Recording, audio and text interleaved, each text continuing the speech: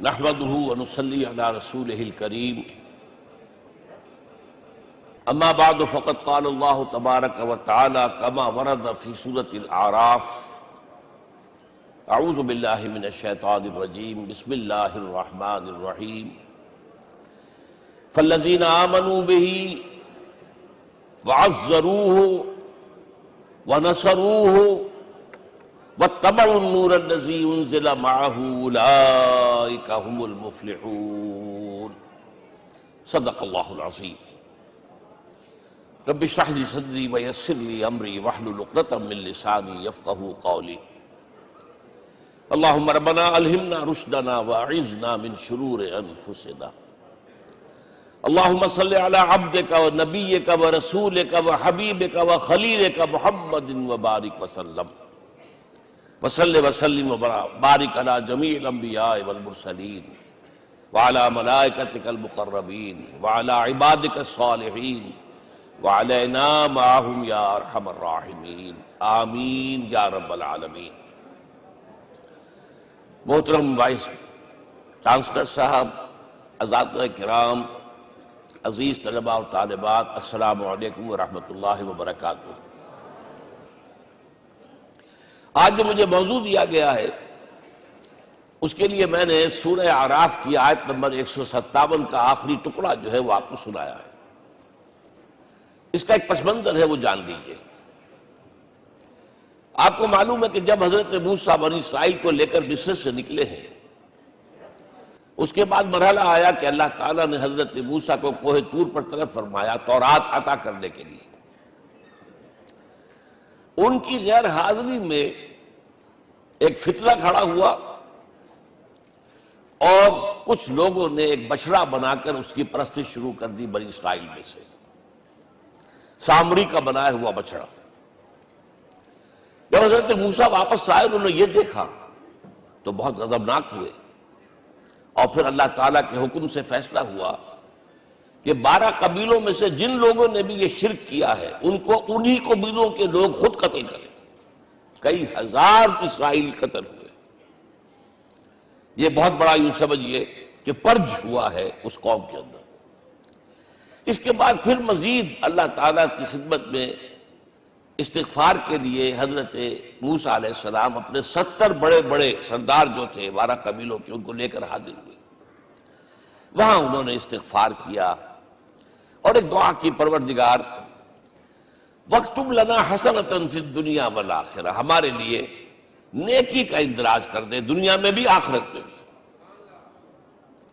جواب ملا اللہ تعالیٰ کی طرف سے، دیکھو عذاب تو میں جس کو چاہوں گا دوں گا، اور ویسے میری رحمت ہر شے کے ساتھ موجود ہے، ہر شے کا وجود میری رحمت سے ہے، لیکن ایک میری خاص رحمت ہے جو میں لکھ رکھوں گا ان لوگوں کے لیے جو میرے نبی امی آخری رسول ان پر ایمان لائیں گے صلی اللہ علیہ وسلم۔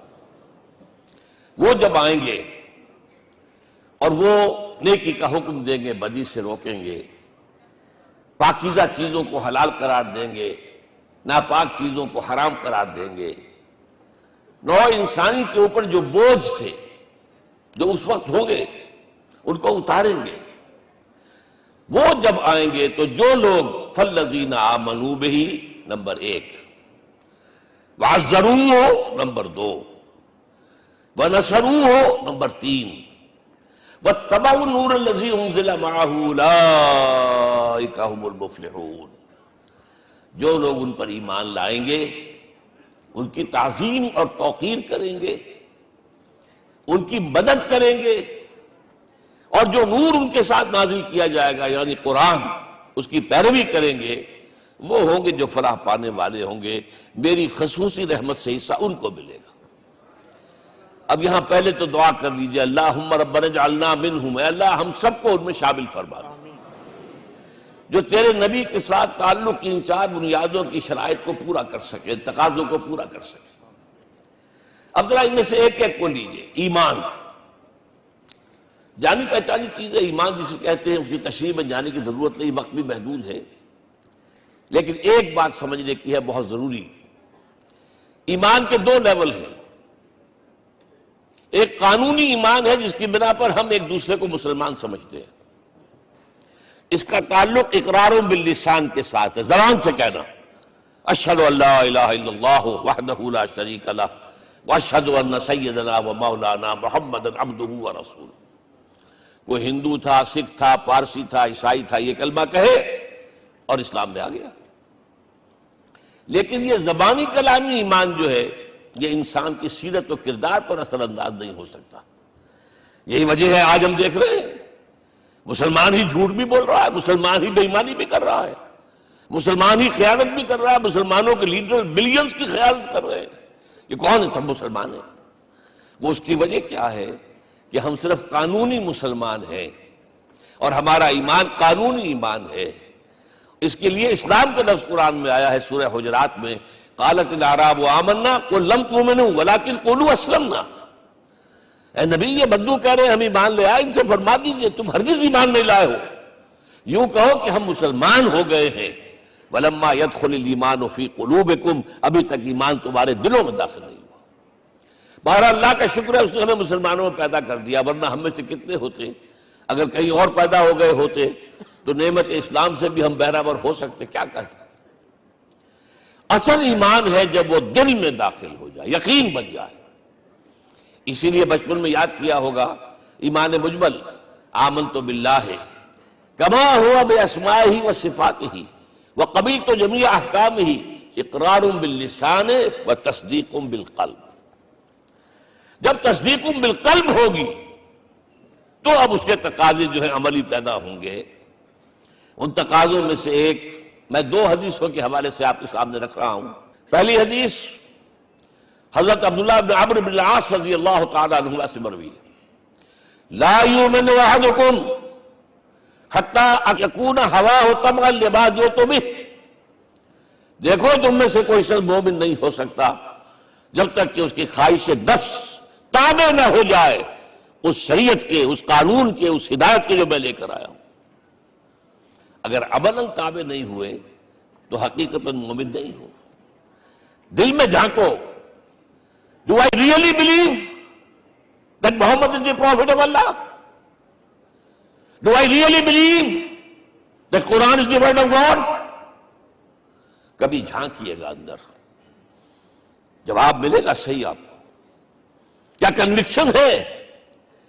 کنوکشن ہو اور پھر حضور کی پیروی نہ ہو، حضور کے احکام کی پابندی نہ ہو، اللہ کے قوانین کی پابندی نہ ہو، کیسے ممکن ہے؟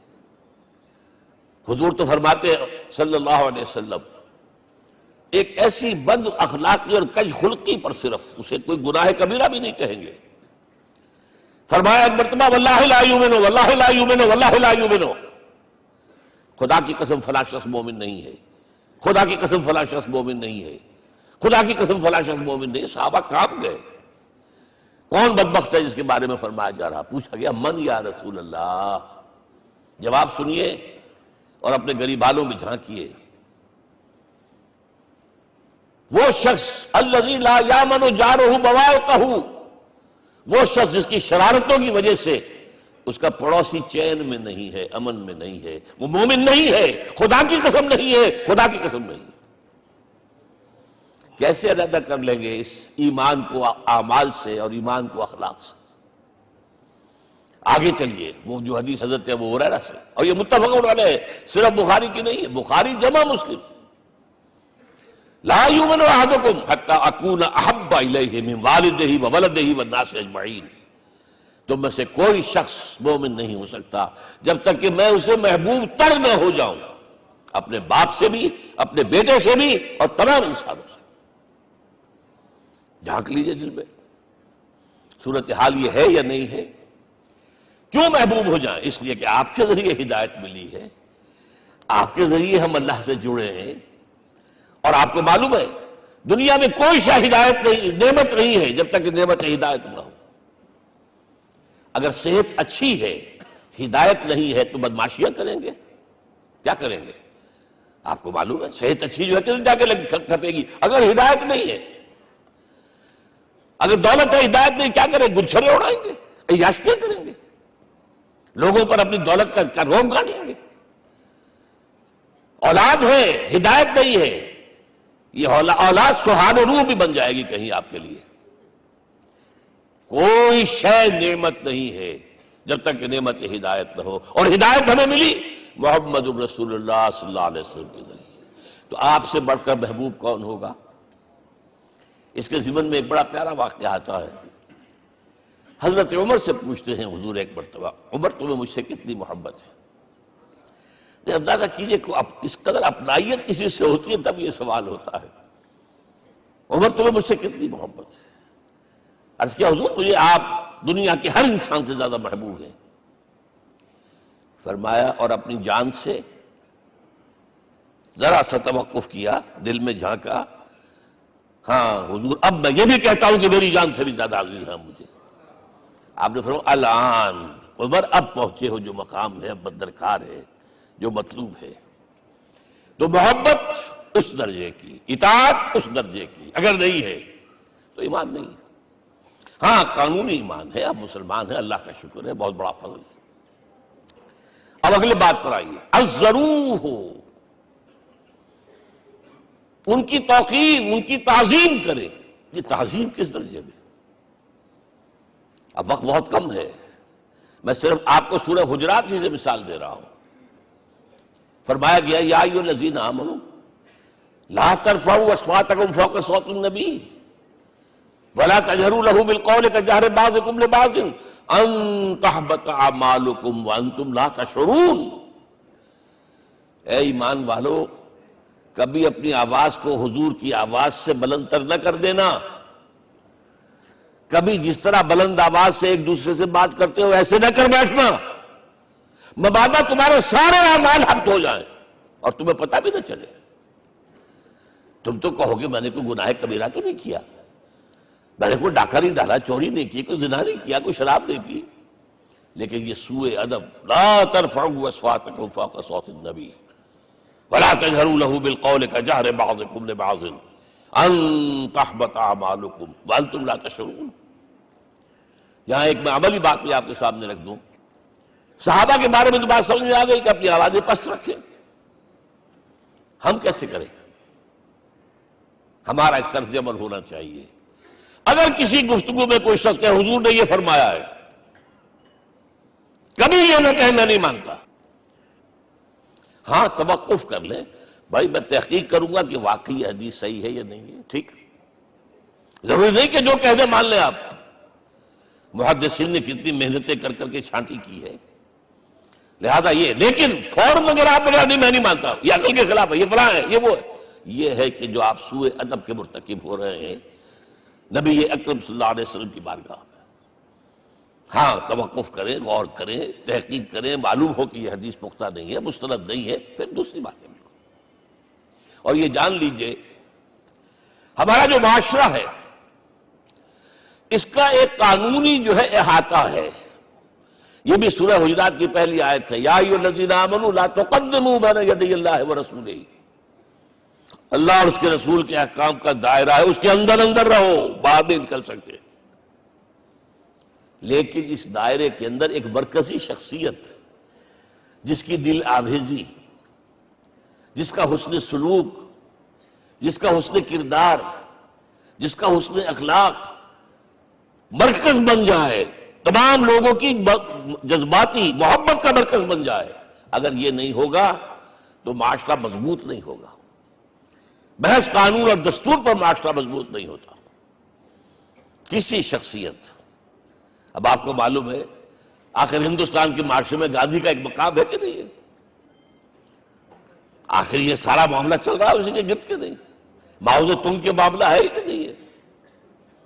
یہ سارا معاملہ دنیا میں عام لوگ کہہ دیتے، ریشنلسٹ لوگ، کہ ان چیزوں کی کیا ضرورت ہے؟ بھائی قانون دیکھنا چاہیے، دستور دیکھنا چاہیے، حکم دیکھنا نہیں. بھائی جذباتی وابستگی، کہ ایک ہستی تو ایسی ہو کہ جس کے کچھ کہنے پر فوراً زبانیں بند ہو جائیں.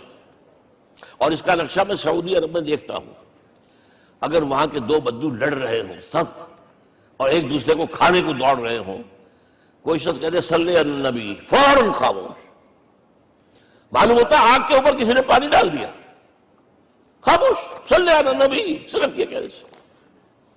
یہ جذباتی وابستگی اگر محمد سے نہیں ہے صلی اللہ علیہ وسلم تو آپ کا معاشرہ کبھی مضبوط نہیں ہوگا۔ یہ مرکزی شخصیت، یہ مرکز ہے، اسی لیے ان کے احترام کا یہ درجہ ہے، کیونکہ اس سے کیا ہوگا؟ تمہارا شیرازہ بکھر جائے گا۔ اگر ان کے ساتھ جذباتی محبت نہیں ہوگی تمہارا شیرازہ بکھر جائے گا۔ یہ آیا معاملہ۔ اب میں آپ کو بتانا چاہتا ہوں تعظیم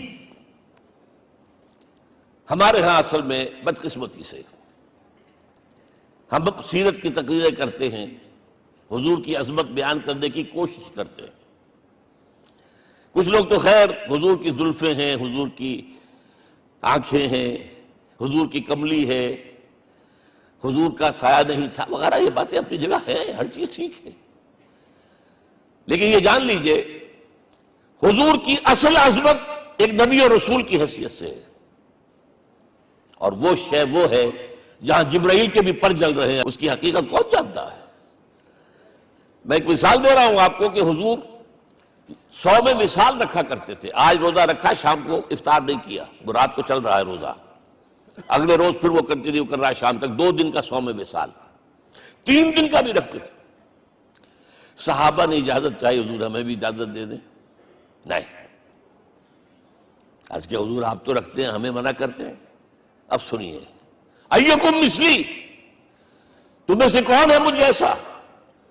ابھی تو عند ربی، میں تو اپنے رب کے پاس رات گزارتا ہوں، ہوا یطعمنی ویسقین، وہ مجھے کھلاتا اور پلاتا ہے۔ کیا سمجھیں گے ہم؟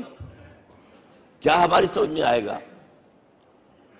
یہ معاملہ نبوت کے جو اسرار و رموز ہیں، ان کا جو مقام اور مرتبہ ہے، وہ کوئی نبی پہچان سکتا، غیر نبی تو پہچان ہی نہیں سکتا۔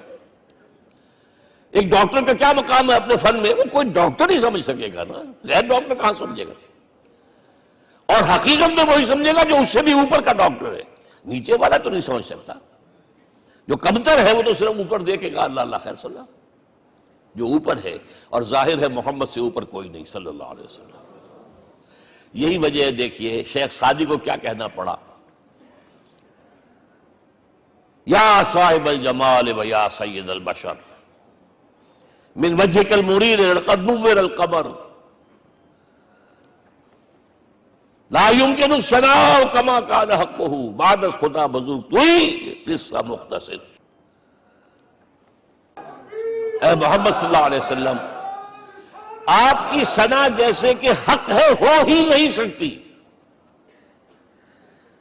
غالب اس سے بھی آگے گیا ہے، میں بات ابھی آپ کو سناتا ہوں شعر اس کا۔ آپ کی ثنا کا حق ادا ہو ہی نہیں سکتا، بس ہم یہ جانتے ہیں اللہ کے بعد آپ کا مقام۔ غالب جو آگے گیا ہے کہتا ہے، غالب ثنائے خواجہ بیزداں گزاشتے کہاں ذات پاک مرتبہ دان محمد است۔ اے غالب ہم نے تو حضور کی ثنا تو اللہ کے حوالے کر دی ہے، اس لیے کہ وہی ذات پاک جانتا ہے مرتبہ محمد کا کیا ہے صلی اللہ علیہ وسلم۔ ہم بیان کرنے کی کوشش کریں گے تو توہین کر بیٹھیں گے۔ ایک لطیفہ ہے، ایک بیچارہ کوئی دیہاتی کہیں پھنسا ہوا تھا کسی جگہ، تھکا ہوا چل رہا تھا، ڈپٹی کمشنر صاحب جا رہے تھے، کار میں بٹھا لیا۔ اب اس نے کہا پتر تینوں اللہ پٹواری کرے۔ اب اس غریب کے جو ہے اس کے ذہن میں تو پٹواری سے اوپر تو کچھ ہے ہی نہیں، اس کے قلم سے جو ہے ادھر کا انتقال ادھر ہو گیا، ادھر کی ادھر چلی گئی، تو ڈی سی کو وہ تعریف کر رہا ہے اپنے سمجھ کے مطابق، پٹواری کرے۔ تو ہم کہیں پٹواری والا معاملہ نہ کریں۔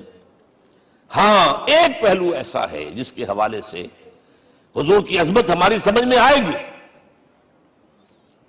حضور ایک انسان کی حیثیت سے کیا تھے، ایک باپ کی حیثیت سے آپ کا کیا طرز عمل تھا، ذرا یاد کیجئے۔ جگر گوشہ رسول حضرت فاطمہ بطول رضی اللہ تعالیٰ عنہ وہ حاضر ہوتی ہے، ابا جان دیکھیے چکی پیس پیس کر یہ گھٹے پڑ گئے میرے ہاتھ میں،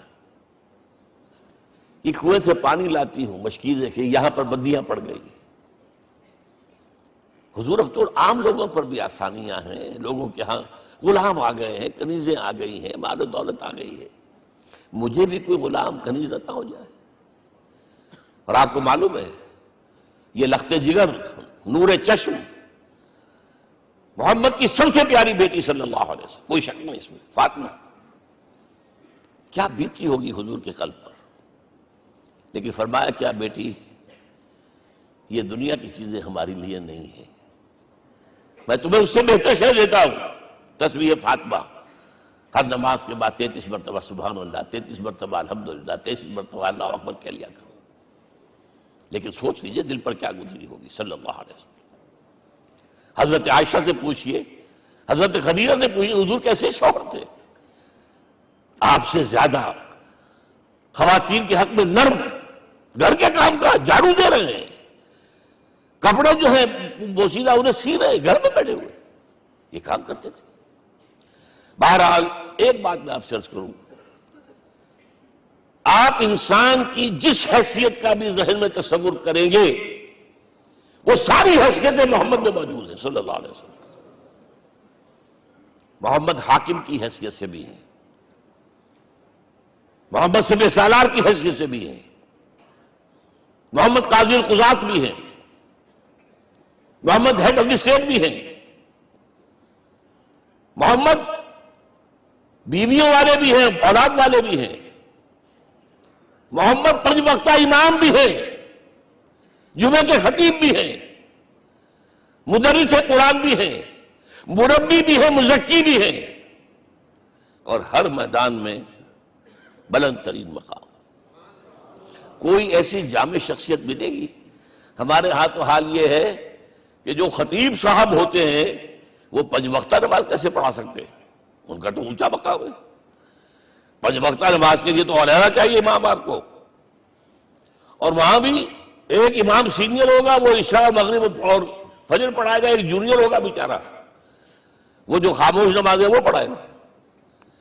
5 وقتہ نماز پڑھا رہے محمد صلی اللہ علیہ وسلم، اور خطیب بھی وہی ہے، مربی بھی وہی ہے، مزکی بھی وہی ہے. ہمارے ہاں جو لوگ تزکیہ نفس کے میدان میں ہیں وہ پھر جماعت کبھی نہیں کراتے، کبھی نہیں دیکھا ہوگا آپ نے کسی صاحب کو کراتے ہوئے. یہ جامعیت جو ہے، جامعیت کبریٰ. میں صرف ایک بات کہا کرتا ہوں، ایک اعتبار سے حضور کا اسوہ نامکمل ہے. آپ مجھے سوء ادب کا مرتکب نہ قرار دے دیں. اسوہ کیا ہے؟ عورت کے لیے اس کی اپنی نسوانی زندگی کے لیے اسوہ آپ میں نہیں ہے. آخر نصف انسانیت ہے، اسے بھی اسوہ چاہیے. یہ ہے جس کی وجہ سے حضور نے شادیاں کی ہیں زیادہ. خواتین کے لیے اسوہ حضور کے ازواج مطہرات ہیں، اور ان میں سب سے بڑھ کر جو بالکل یوں سمجھیے کہ آغاز کے اندر نوجوانی میں آ گئی ہیں حضور کی خدمت میں، نہایت ذہین و فطین. انہوں نے پھر عورت کی زندگی کے لیے حضور کا جو طرز عمل تھا وہ انہوں نے بیان کیا نا. اس لیے سورہ احزاب کے اندر اس کا تذکرہ ہے، جہاں یہ آتا ہے لقد کان لکم فی رسول اللہ اسوۃ حسنہ، وہیں پر یا نساء النبی لستن کاحد من النساء، اے نبی کی بیویوں تم عام عورتوں کے مانند نہیں ہو، تمہیں تو اسوہ بننا ہے امت کے لیے. اب اس سے اگلا قدم میں بڑھا رہا ہوں آگے، اور اس کے ساتھ جڑ جائے گی تیسری بات. تیسری بات کیا ہے؟ وَنَّصَرُوهُ، اس کی مدد کریں صلی اللہ علیہ وسلم. پہلی بات تو یہ نوٹ کیجئے، حضور انتہائی غیور انسان تھے، انتہائی غیور. یہ کہا جاتا ہے کہ اگر حضور گھوڑے اس پر سوار ہوتے تھے اونٹ پر، اور آپ کا کوڑا نیچے گر گیا تو آپ یہ کسی سے نہیں کہتے تھے کہ ذرا یہ میرا کوڑا مجھے پکڑا دینا، یہ بھی گوارا نہیں تھا. آپ اونٹ بٹھا کر نیچے اتر کر اپنا کوڑا خود اٹھاتے تھے. کسی سے اپنے ذاتی کام کے لیے کوئی مدد مانگنا امکان ہی نہیں. بلکہ ایک واقعہ تو وہ ہے جب بھی میں تذکرہ کرتا ہوں میری آنکھوں میں آنسو آ جاتے ہیں. یہ ہجرت کے وقت کا واقعہ ہے. آپ کو معلوم ہے حضور نے تمام مسلمانوں کو مکے سے جانے کی اجازت دی، چلے جاؤ مدینے، چلے جاؤ مدینے. آپ خود تھے موجود، اس لیے کہ رسول اپنے مقام کو نہیں چھوڑ سکتا وداؤٹ ایکسپریس پرمیشن فرام اللہ سبحانہ وتعالی. اب حضرت ابوبکر پوچھ رہے ہیں حضور اجازت آ گئی؟ نہیں آئی. آ گئی؟ نہیں آئی. دن گزر رہے ہیں. حضرت عائشہ کی روایت ہے ایک روز ہم نے دیکھا دوپہر کے وقت آ رہے ہیں حضور، کپڑے سے اپنا سر جو ہے ڈھانپا ہوا ہے. عرب میں دوپہر کے وقت وزٹ کرنا جو ہے یہ ان کے خلاف دستور ہے، ان کی تہذیب کے خلاف. یہ قیلولے کا وقت ہوتا. تو حیران ہوئے. آتے ہی فرمایا ابو بکر ہجرت کی اجازت ہو گئی. اب انتہائی خوشی سے اور بڑی امید میں کہ بڑی شاباش ملے گی، حضرت ابو بکر فرماتے عرض کرتے ہیں حضور میں نے 2 اونٹنیاں تیار کر رکھی ہیں، خوب کھلا پلا کے انہیں فرما کیا ہوا ہے، یہ ہجرت میں ہمارے کام آئے گی. حضور تھوڑا سا توقع فرماتے ہیں، پھر کہتے ہیں اچھا ٹھیک ہے، ایک میں استعمال کروں گا لیکن میں اس کی قیمت ادا کروں گا. حضرت ابو بکر رو پڑے. حضور مجھ سے یہ مغایرت، سائے کے طرح کے ساتھ رہنے والا، اس سے یہ مغایرت، ذرا سے اشارے پر اپنی کم سن بیٹی پیش کر دی نکاح کے اندر، اس سے یہ مغایرت. رو پڑے. لیکن حضور کی اپنی غیرت تھی، میں قیمت دوں گا. اب بتائیے مدد کا کے لیے درکار تھی؟ مدد تھی ان کے مشن کے لیے. مشن 2 حصوں میں تھا. اس کو جانیے، آج کچھ علمی باتیں آ رہی ہیں. حضور کے مشن کے 2 حصے، ایک ابتدائی جو تمام انبیاء اور رسول کا تھا، ایک تکمیلی جو صرف محمد کا صلی اللہ علیہ وسلم. ابتدائی کیا ہے؟ اللہ کی طرف دعوت، تبلیغ. جو دعوت قبول کر لیں ان کے لیے بشارت، بشیر کہ تمہارے لیے آخرت میں جنت ہے، نعمتیں ہیں. رد کر دیں ان کے لیے نذیر، خبردار کرنے والے، جہنم کے لیے تیاری کر لو. داعی اللہ، اللہ کی طرف بلانے والے، سراجا منیرا، روشنی کے چراغ. یہ حیثیتیں مشترک ہے تمام انبیاء کرام. تمام انبیاء بشیر بھی تھے، نذیر بھی تھے، داعی بھی تھے، سراج منیر بھی تھے. اگرچہ ان تمام حیثیتوں میں بھی حضور کا سب سے اونچا مقام علیحدہ نمایاں ہے، لیکن حیثیتیں بنیادی طور پر مشترک. ایک حیثیت تکمیلی، اور وہ کیا ہے؟ اے نبی جو دین آپ کو دیا گیا ہے صرف تبلیغ نہیں، صرف تعلیم نہیں، اس کو قائم کر کے دکھاؤ نظام زندگی کی حیثیت سے. 3 مرتبہ قرآن میں یہ الفاظ حضور کے لیے آئے ہیں، هو الذی ارسل رسولہ بالہدی ودین الحق لیظہرہ علی الدین کلہ. 3 دفعہ سورہ توبہ میں یہ الفاظ آئے، سورہ صف میں یہ الفاظ آئے، سورہ فتح میں یہ الفاظ آئے. وہی اللہ جس نے بھیجا ہے اپنے رسول کو صلی اللہ علیہ وسلم، الہدا قرآن حکیم، ہدایت کاملہ، اور نمبر 2 دین حق. یہ 2 چیزیں دے کر بھیجا. کس لیے؟ تاکہ اس دین کو غالب کرے پورے نظام زندگی پر. یہ معاملہ ذرا سوچئے. اور یہ حضور کے لیے 3 دفعہ، اور کسی اور نبی کے لیے 1 دفعہ بھی نہیں. قرآن مجید کے اس نقطے کو ذہن نشین کر لیجیے. اصل میں یہ کیا ہے؟ اسے ہم یوں کہیں گے، ایک ہے نبوت و رسالت، ایک ہے تکمیل نبوت و رسالت. ہمارے ہاں ختم نبوت کے اوپر تو زور دیا گیا ہے، اور صحیح دیا گیا ہے، ایمان کا ہمارا جز ہے. حضور کے بعد کسی نے بھی دعویٰ کیا نبوت کا، وہ جھوٹا کذاب دجال. جس نے مانا وہ بہرحال دائرہ اسلام سے خارج ہے، اور جو بھی کچھ ہوا کرے وہ. یہ چونکہ قانونی بات تھی اس لیے اس کا حق ادا کیا علماء کرام نے. واقعہ ہے کہ اس میں کوئی کمی نہیں رکھی، لیکن حضور کی فضیلت اس میں نہیں ہے. فرض کیجئے کہ نبوت چلی آ رہی تھی ہموار طور پر، ایک جگہ آ کے ختم ہو گئی، تو فضیلت کون سی ہوئی؟ نہیں، نبوت اور رسالت تدریجاً ترقی کرتے ہوئے اپنے نقطہ عروج کو پہنچ کر ختم ہوئی. یہ ہے فضیلت. اب آپ سوچئے، الہدا دیا گیا حضور کو، تو کیا تورات میں ہدایت نہیں تھی؟ سورہ اعراف کی آیت ہے، سورہ مائدہ کی، انا انزلنا التوراۃ فیہا ھدی ونور. ہم نے نازل کی تھی تورات، اس میں ہدایت میں تھی، نور بھی تھا. ہم مانتے ہیں اللہ کی کتاب تھی. وہی فرمایا ہے انجیل فیہا ھدی ونور، اس میں ہدایت میں تھی، نور بھی تھا. پھر یہ الہدا قرآن آیا. یہ کیا ہے؟ ہدایت نے درجہ بدرجہ ترقی کرتے ہوئے قرآن میں آ کر کامل ہو گئی، ہدایت کامل۔ وجہ کیا ہے؟ انسان کا شعور بھی تو درجہ بدرجہ بڑھا ہے۔ ایک وقت تھا ہمارا بچپن تھا، فکر کے اعتبار سے، سوچ کے اعتبار سے، علم کے اعتبار سے، ہمارے آباء و اجداد کبھی جو رہتے تھے غاروں کے اندر یا کبھی آئے ہیں تو کیا تھا ان کے پاس؟ اب اس وقت جو ہے کسی کو آپ پرائمری کے بچے کو پی ایچ ڈی ڈاکٹر رکھ دیجئے ٹیوٹر، تو کیا پڑھائے گا تو وہی جو پرائمری کا بچہ سمجھ سکے۔ لہذا وہ جو کہا گیا تھا آدم کو اس زمین کی خلافت دیتے، فَإِمَّا يَأْتِيَنَّكُم مِّنِّي هُدًى فَمَن تَبِعَ هُدَايَ فَلَا خَوْفٌ عَلَيْهِمْ وَلَا هُمْ يَحْزَنُونَ۔ یہ ہدایت رفتہ رفتہ آئے گی آئے گی آئے گی آئے گی۔ اور یہ بات جان لیجئے، پروفیسر ڈاکٹر محمد شریف نے جو کتاب لکھی ہے فلسفے کی تاریخ پر، اس میں بتایا ہے کہ 1200 برس انسانی تاریخ کے بہت ہی پروڈکٹیو ہے فلسفیانہ فکر کے لیے۔